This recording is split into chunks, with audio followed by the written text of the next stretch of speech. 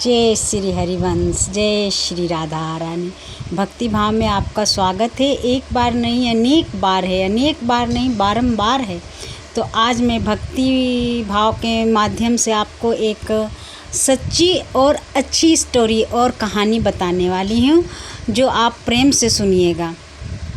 कहानी एक लड़का की प्रेम कहानी है, जो सच्ची है, अच्छी है और थोड़ी हंसी भी है। उसमें इमोशनल भी है लेकिन हंसी ज़्यादा है।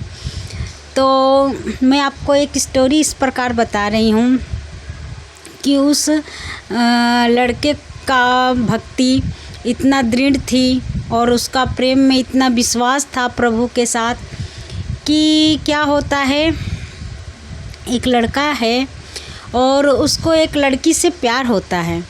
प्यार होने के कारण वो काफ़ी दिन तक उसका प्यार चलता रहता है। उसका प्यार आखिरी मंजिल तक रहता है, यानी शादी तक रहता है। और दोनों के मन में वो शादी के लड्डू फूट रहे होते हैं कि हमारी शादी होगी। अचानक वो लड़का थोड़ा गरीब होता है। अचानक उसकी माँ को ये रिश्ता पसंद नहीं आता है, उसके पिता को ये रिश्ता पसंद था। दोनों को माँ, उस लड़की के भी पिता को और लड़के के भी पिता को, दोनों का रिश्ता पसंद था। वो लड़की सुंदर भी थी। तो लेकिन उसकी माँ को अचानक कोई सरकारी जॉब वाला रिश्ता मिल जाता है, तो उसकी माँ ने उस लड़की की शादी उससे कर देती है। जब लड़की की शादी हो जाती है, लड़का उस समय कहीं जॉब पे गया रहता है, प्राइवेट ही जॉब, छोटी मोटी जॉब, इसलिए कि लड़का उतना पढ़ा लिखा है नहीं। तो जॉब पे गया रहता है, वो जॉब से वापस आता है तो उसकी शादी हुई मिलती है। और उनके माँ बाप भी राजी थे, उस बच्चों को रोक टोक नहीं था। लेकिन पहले, बहुत पहले की बात है, पहले मर्यादा होती थी, आजकल वो मर्यादा है नहीं। तो वो अपने मर्यादाओं के साथ रहते थे, बात करते थे, हंसते थे, खेलते थे। छोटी उम्र होती है उस समय की। तो वो लड़का बिल्कुल भड़क गया। उस लड़का ऐसा भड़का, ऐसा उसको दुनिया से विश्वास उठ गया। जो प्यार के लिए, प्यार ऐसी चीज़ होती है नादानी वाली। तो वो लड़का छोड़ के भागने लगा कि मैं अब इस दुनिया में नहीं रहूँगा, मैं जा रहा हूँ। उसके पास एक ज़्यादा पहले तो साइकिल ही चला करती थी। वो अपने साइकिल पर बैठा और जाने लगा। बोल रहा है कि अब मैं इस संसार में नहीं रहूँगा, मैं बाबा जी बनूँगा प्यार के लिए।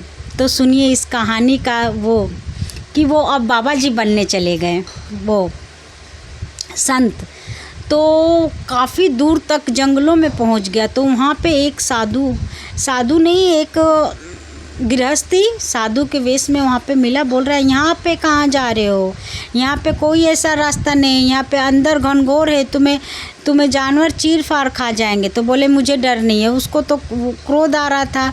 वो बस यही नहीं था कि वो अपनी जान तक बात आ जाए, इतना उसमें अनुभव नहीं था, इसलिए कि वो भक्त था। भक्त के मन में अपनी जान को लेके कोई भाव नहीं आता है कि हम अपना आत्महत्या कर दें।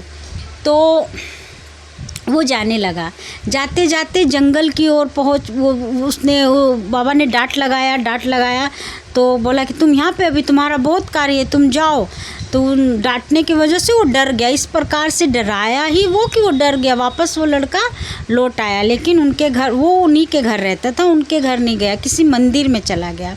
उस लड़के के माँ बाप थे, उतना केयर नहीं करते थे, वो केयरलेस थे, इतना वो नहीं था। इसलिए कि गरीब के बच्चे क्या बोले, चिंता तो रहती है लेकिन ऐसी। तो क्या हुआ कि अब वो लगातार, अब वो मंदिर में जाति उसकी ब्राह्मण थी, पंडित था वो। और वो शिव जी का पूजा करने लगा 3 बजे सुबह उठ के। इसलिए कि प्रेम का नशा भी एक बहुत बड़ा नशा होता है। जो इसमें फंस जाता है उसको कुछ दिखाई नहीं देता है, अच्छा या बुरा। तो वो अब उसके प्रेम में उसने नशा नहीं पकड़ा। ये एक प्रभु की बहुत बड़ी कृपा हुई। अब उसको प्रभु में था कि अब जो कुछ है ये प्रभु ही है मेरे लिए। वो 3 बजे भोर में उठ के महादेव का, शिव जी का लिंग का वो राख से उनको मल के नहाना, उनका श्रृंगार करना, उनका गीत गाना, शिव स्रोत जितने भी शिव की पूजन है वो करना, करते करते 9 बज जाता था। लगातार 1 साल या 1.5 साल तक उन्होंने ऐसा किया। करने के बाद उनके घर से प्रस्ताव आया कि शादी के लिए कोई रिश्ता आया है, तो उस लड़के ने मना कर दिया कि मुझे शादी नहीं करना है, मुझे महादेव के साथ ही रहना है, और शादी भी करना है तो मुझे पार्वती जैसी लड़की चाहिए, पार्वती जैसी। तो प्रभु ने उसकी इच्छा पूर्ण की। प्रभु उसका इच्छा पूर्ण करते हुए वो ऐसा लड़का बोलता है कि मेरी इच्छा प्रभु ने पूरी कर दी, और उसे बहुत उसके समझ में उसको बहुत सुंदर, जब वो उनका विवाह हुआ वो बहुत खुश हुआ, लड़का बहुत खुश हुआ, भगवान का धन्य किया कि 1.5 साल के बाद प्रभु ने मेरी सुनी। और पूजा करते करते जब वो लड़की गुस्सा भी करती ना तो बोलता कि नहीं, माँ का ऐसा ही गुस्सा होता है, मैंने ही मांगा है कि मुझे पार्वती जैसी लड़की चाहिए। तो पार्वती जी को जितनी वो दयालु हैं, जितनी वो श्रद्धालु है, उतनी वो क्रोधित भी हैं, और क्रोध भी वो प्रेम पूर्वक दिखाती हैं। तो मुझे स्वीकार है। उसने सब उसका धीरे धीरे प्रभु की इच्छा से उनकी ज़िंदगी आनंद पूर्वक, हंसी खुशी, दुखी सुखी से कटती रही, और भगवान की कृपा से उस लड़के की इच्छा का संपूर्ण वर प्रदान करते हैं। और वो लड़का मुझे ये स्टोरी देता है, जो मैं ये स्टोरी मतलब उसकी वाणी तो मुझे बहुत अच्छी लगती है, उसने तो मुझे बहुत अच्छे से बताया, लेकिन मेरे वाणी में इतनी समर्थ नहीं कि मैं किसी की स्टोरी या कहानी कह सकूं। मैं भक्ति माध्यम के भाव से यही कहती हूँ कि कुछ टूट जाता है तो इसका मतलब ये नहीं कि टूट गया तो हम बिखर गए। जो टूटता है प्रभु हमको उससे भी अच्छा और सच्चा देने का रखते हैं, इसीलिए बड़ों का मान करना चाहिए, आदर करना चाहिए, उनकी बात मानना चाहिए। प्रेम क्या है? प्रेम तो प्रभु कहीं भी जागृत कर देते हैं। असली प्रेम तो प्रभु का रखना चाहिए, और क्या। बोलो जय श्री राधे कृष्ण, राधे राधे कृष्ण कृष्ण।